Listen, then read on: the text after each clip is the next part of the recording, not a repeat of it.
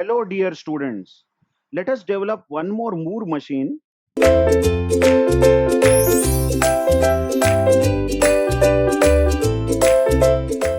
As specified in the problem, we have to convert every occurrence of substring 100 to 101.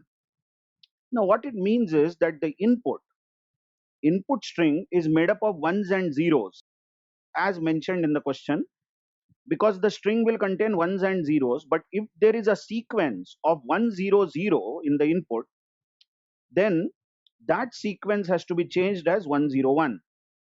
That means the first two letters of the sequence has to be kept as it is, but if 1 is followed by 0 and 10 is followed by 0, then that last or third 0 or the third letter has to be changed to 1. As example, given the input string 101000100, you can see that there is a occurrence of 100 here, correct? That occurrence will be changed to 101. And again there is second occurrence of 100, it will be changed to 101. But all other letters would remain as they are. Again, I have come up with the Moore machine already drawn, but I'll tell you the development of this. How can you think of building a Moore machine? Now you know that every occurrence of 100 has to be changed as 101. That means when your FSM, when your Moore machine will read 1 first time, it should be kept as 1. So if this is the input 100 and this is the output 101, then the first one should stay as 1 in the output. After 1, if 0 is there, it should stay as 0 in the output. But after 10, if there is a 0 again, it should change as 1. So why don't we start thinking that this itself is the input? Don't think of a bigger string, but 100 is the input. So we get an idea here that in the state Q0, if the machine reads 1, let's go to state Q1. In state Q1, if the machine reads a 0, let's go to Q2. In the state Q2, if the machine reads 0, then clearly the machine has read sequence of 1 followed by 0 followed by a 0. Correct? Now this 0, the third letter, should produce an output 1. So in Q3 state, we are sure that we are in Q3 state after reading a sequence 100. Then that 0 which is read, the third letter, should be printed as 1. So the output shown is 1. But notice the Q2 state is reached after reading 1 and 0. 1 and 0, then that 0 should stay as 0. And notice Q1 state is reached after reading 1. That should be kept as 1. Think of this machine first of all. And what should be the output in the state Q0? Now this will be an extraneous output, okay, which you can keep as 0. Which you can keep as 0. Okay. Now think of the input given as 100, simplest of the input. What should be the output produced? 101, because every occurrence of 100 has to be changed to 101. You tell me, when Q0 will read a 1, we will go to Q1 and it will produce 1. But when Q1 will read a 0, this 0, then it will produce a 0 again, because it goes to Q2 state and produces a 0. But when Q2 will read this third letter 0, correct, it will go to Q3 state and produce 1. So the output produced by this Moore machine will be 0, 1, 0, 1. Now this extraneous 0 was printed by Q0 state. So forget it. But for the input 100, output produced was 101. Now think of other transitions. By the way, it is sure that our FSM or Moore machine will contain only these many states. That can be a good hint that you start with the minimum input. 100 is the minimum, smallest input you can think of for this problem, and it will contain these many states. That's it. 100 is producing the output 101. It is easy to see that before this 100, suppose this is the input, before this 100, if there are arbitrary number of zeros, this can be string, isn't it? 0 0 0 1 0 0. Then for every zero, for every leading zero, we have to just produce zero. See how zero will take us to q0, how zero will take us to q0, and that zeros will be produced as zero only. Now give me the tally. Does q0 know what to do on 0? Yes. Does q0 know what to do on 1? Yes. So both inputs have been dealt with in q0 state. Now talk about q1. You tell me, in q1 state we have already spoken about what will happen if it reads a 0. See the transition, correct? But what q1 should do on reading a 1? Now think of such an input. Give me some time. Wait a minute. Here we go. Imagine we are in q1. When are we in q1? After reading a few zeros, then reading a 1. See this loop? 0 followed by 0 followed by 0 followed by 1. There you are in q1 state. And what will happen if you read a 0?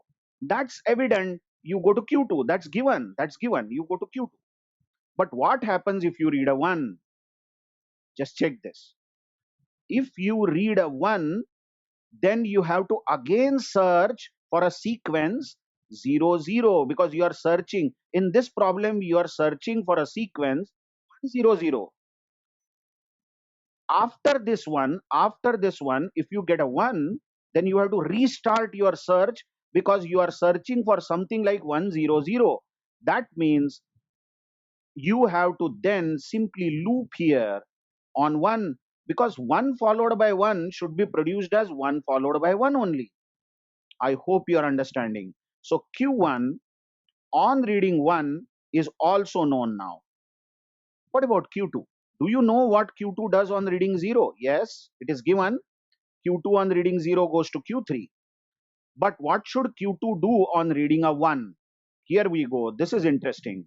First of all, you ask yourselves, when are you in q2 state? When will be the machine in q2 state?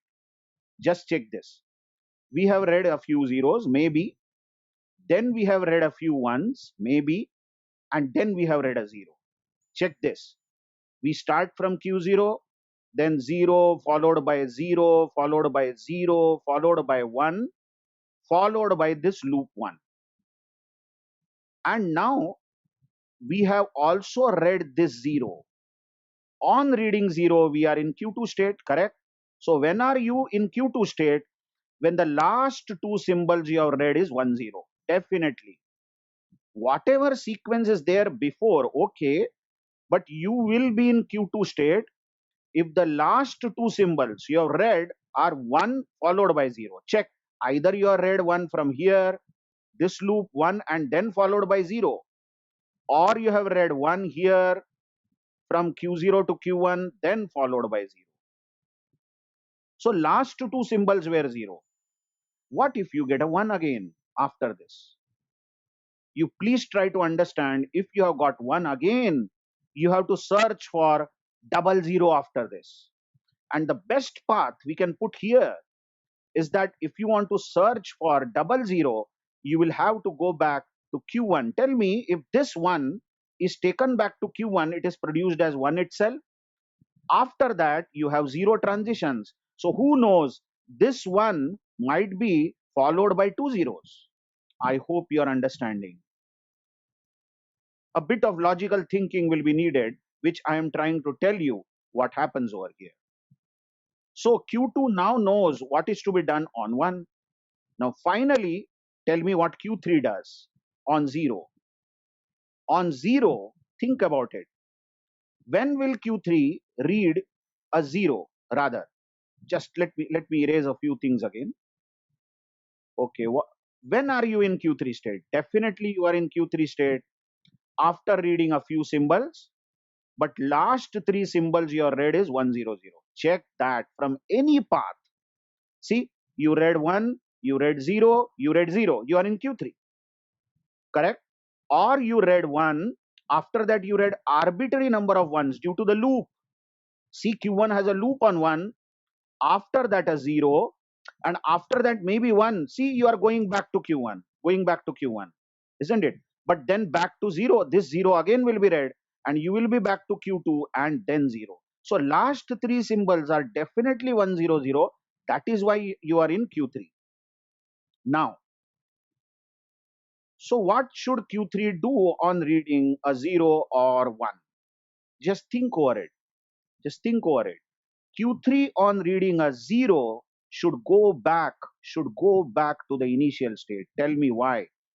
You have read 100, okay, fine, but now you are again having a 0 and you were searching for a sequence 100, but you got this 0. That means you should restart your search where you will search for 1, then 0, and then 0. I hope you are understanding. But what if after 100 you get a 1? If you get a 1, you are supposed to search 00, isn't it? 00. Because you are searching for 100, then the best state where you can be is Q1. Think over it. On 1, you will go to Q1 so that 1 might be followed by 00.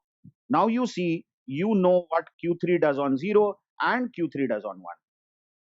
And this is your FSM, or this is your Moore machine. Just check, the same Moore machine has been drawn here.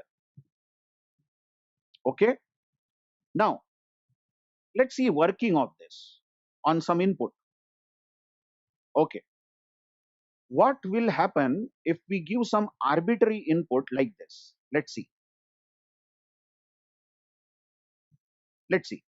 If the input given is 0, then 0, and then 1, 1 again, and then 0, then 1, then 00, okay, then 1, and again 00. Think over it.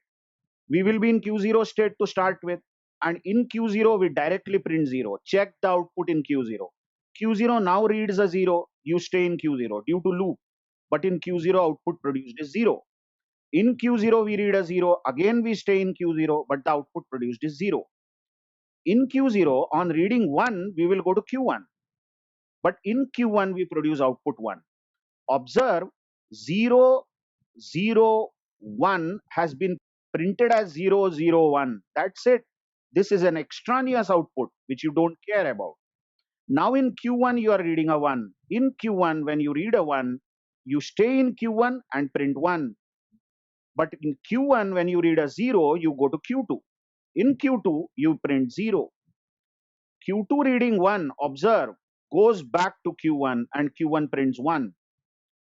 Q1 reading 0, you go to Q2 and Q2 prints 0. Now finally, when Q2 reads a 0, you go to Q3 and prints 1. Notice 100 has been produced as 101. Q3 reading 1, check the transition. In Q1, printing 1. Q1 reading 0, check the transition. In Q2, print 0.